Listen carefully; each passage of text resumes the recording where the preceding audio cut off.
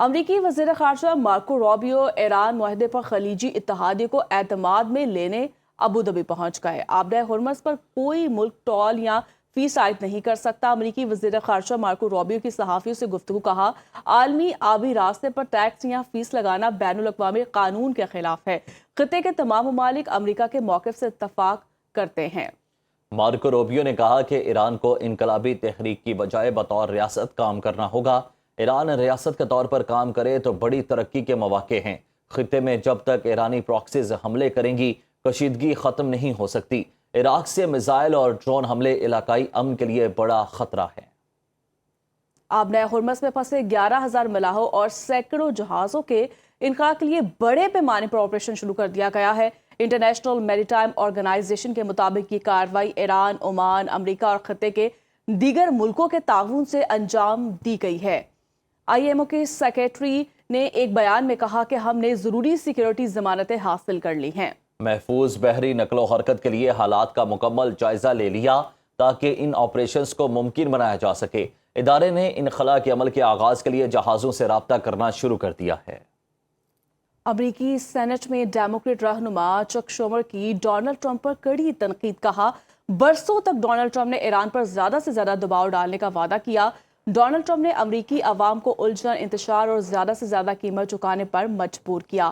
اس جنگ کے جاری رہنے کا ہر لمحہ امریکی عوام کے لیے اخراجات میں اضافہ کر رہا ہے۔ مزید کہا کہ یہ 10ویں بار ہے کہ ڈیموکریٹس نے ریپبلکنز کو وار پاورز قرارداد پر ووٹ دینے پر مجبور کیا۔ بار بار سینٹ میں ریپبلکنز اکثریت سے امریکی عوام کے بجائے ٹرمپ اور ان کی جنگ کا ساتھ دیا۔ امریکی عوام نے ایران کے حوالے سے ٹرمپ کی تاریخی غلطی کی قیمت چکائی۔ انہوں نے کہا کہ یہ انتہائی مضحکہ خیز، بے حد مہنگی اور بغیر کسی واضح مقصد کے لڑی جانے والی جنگ ہے۔ جنگ نے ان اہداف میں سے تقریباً کوئی بھی حاصل نہیں کیا جو ٹرمپ نے پیش کیے تھے۔ ان جنگ سے ڈونلڈ ٹرمپ کا کوئی مقصد پورا نہیں ہوا۔ نائب صدر جے ڈی وینس اور وزیر خارجہ نے عوام کے سامنے آ کر جواب دینے سے انکار کر دیا۔ کسی کو معلوم نہیں کہ کیا خفیہ ڈیل ہوئی۔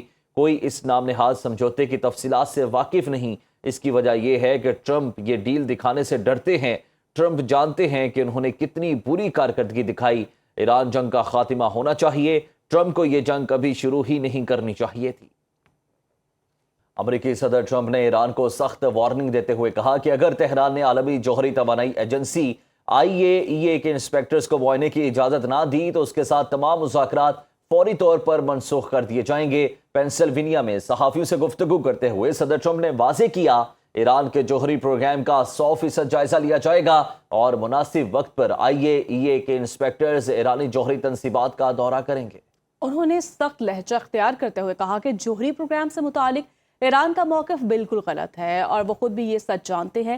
اسی لیے اگر ایران کو مصیبت چاہیے تو وہ جوہری ہتھیار حاصل کرنے کی کوشش کر لے۔ امریکی صدر نے ایران کے ساتھ ایک منصفانہ معاہدہ طے کرنے کی خواہش کا اظہار بھی کیا، تاہم یہ واضح کیا کہ یہ صرف اسی صورت ممکن ہے جب ایران بین الاقوامی شرائط اور معاہدے کو قبول کرے۔ اس موقع پر عالمی معیشت اور توانائی کی صورتحال کا ذکر کرتے ہوئے صدر ٹرمپ نے یہ خوشخبری بھی دی کہ پیٹرولیم مصنوعات کی قیمتیں مسلسل گر رہی ہیں، جب آپ $70 فی بیرل تک نیچے آ گئی ہے۔